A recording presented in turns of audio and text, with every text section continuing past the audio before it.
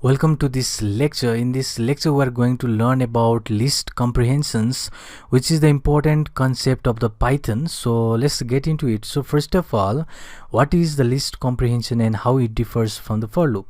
So if I make any example over here, so let me say for x in range, when we know the range function and how it works, so let me say range 20, and here I'll make the condition here. If x is modulus of 2 is equal 0, then let me just print my x, which obviously you should see from this code we're going to get only the even number from 0 to 19, and let me just print this, and it is going to get us 0 to 18. Basically 19 is odd number, so it is going to print 0 and 2, 3 and all of this, which is obviously the even number.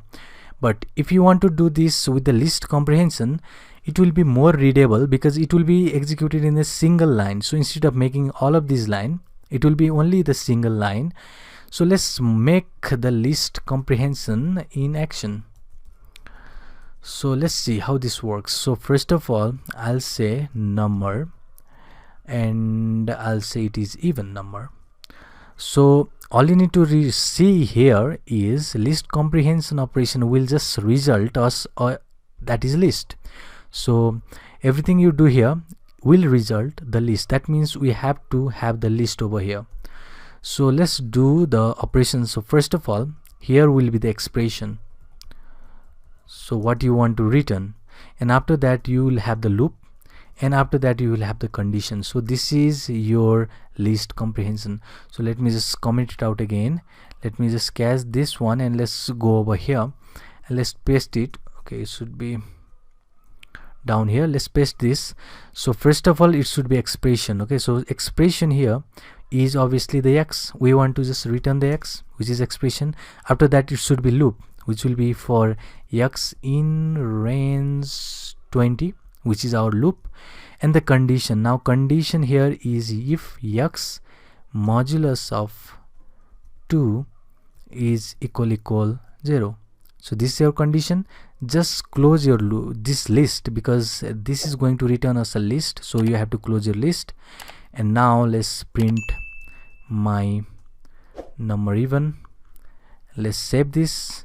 Let's remove all of this, and let's save this again. Let's press F5. It is going to give us the number, but this time it is in the form of list, because list comprehension will always result the list, and we are just returning or printing that list, which is the result of the list comprehension. So you can see, instead of this whole 3 line, this single line is more readable, because if you just know about the list comprehension, you'll see, okay, this is expression, and this one is loop, and this one is a condition. So you can do multiple things with this list comprehension. So if you see here, this expression is a single expression, and the loop can be multiple loop, and the conditions here can be also the multiple condition. If you say something like, if, okay, I want to add another condition, if x is not equal to maybe 0,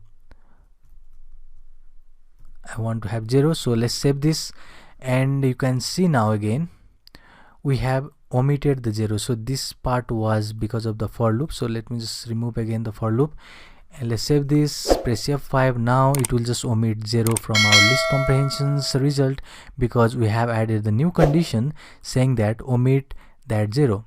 If x is not equal 0, we'll just say x. If x is equal 0, we'll just continue with the loop again, doing nothing with the expression. So this is the list comprehension. It is pretty much easy to do. All you need to see is it is going to return us a list having the expression, loop, and the condition. It is really easy to do, and the conditions can be the multiple. You can also add here the new expressions, the new loop, and you can do all of these things in the single line, which is the important factor of the list comprehension, making the code more readable for the programmer. So this will be wrap for this lecture. See you in the next one.